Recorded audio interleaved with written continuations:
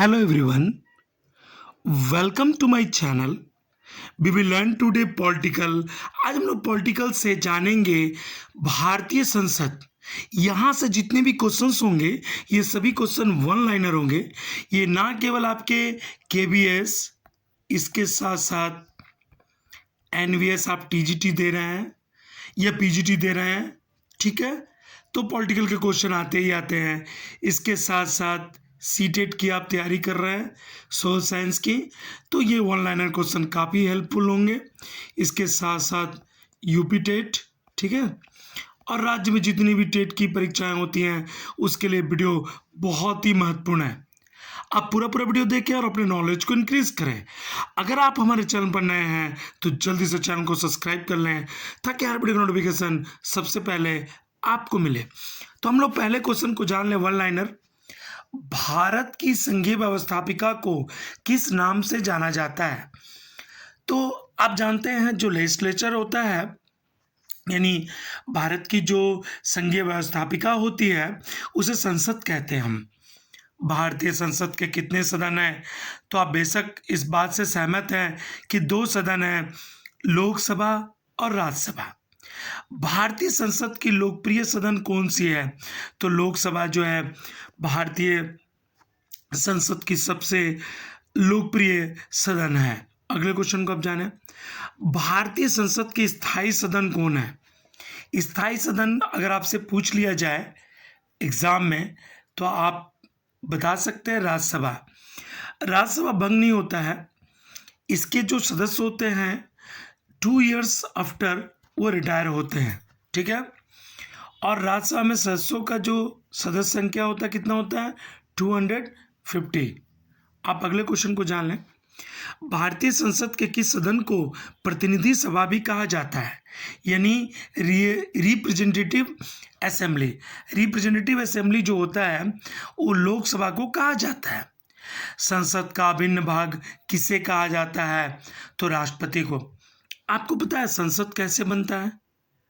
तो संसद जो है, देखिए यहाँ पर अगला क्वेश्चन आ ही गया, भारतीय संसद के कितने अंग होते हैं, यानी संसद का निर्माण कैसे होता है?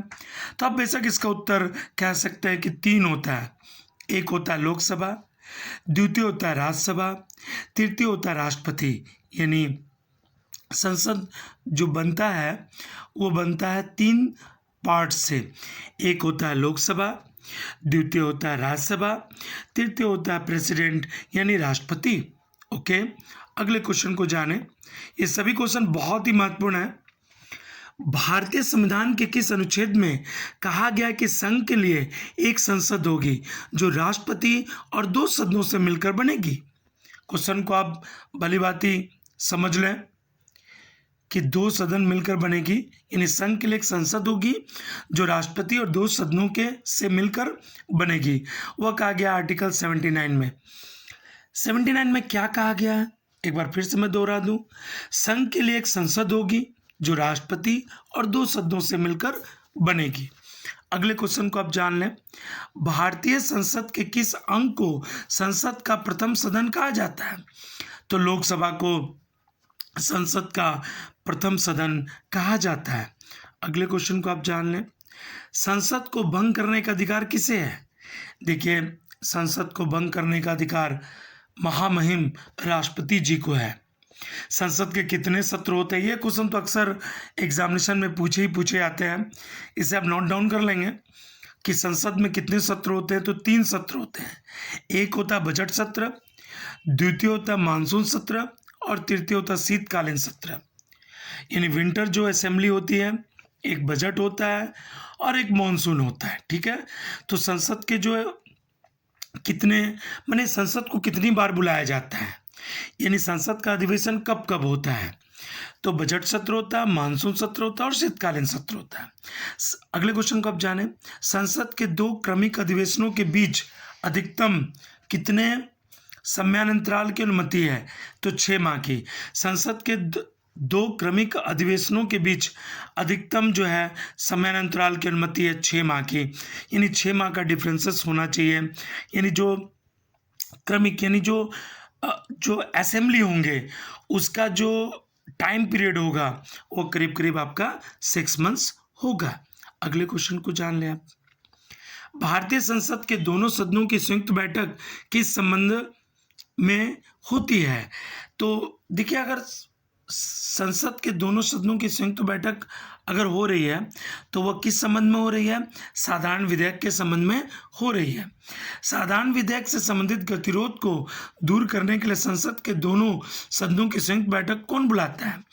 तो बेशक जो हमारे राष्ट्रपति, महामहिम राष्ट्रपति हैं, वह साधारण विधेयक से संबंधित गतिरोध को दूर करने के लिए संसद के दोनों सदनों की संयुक्त बैठक को बुलाते हैं। अगले क्वेश्चन को आप जान लें। स्वतंत्र भारत के संसदीय इतिहास में अभी तक कितनी बार संयुक्त बैठक बुलाई गई है? तो वह 4 बार बुलाई गई है। ठीक है।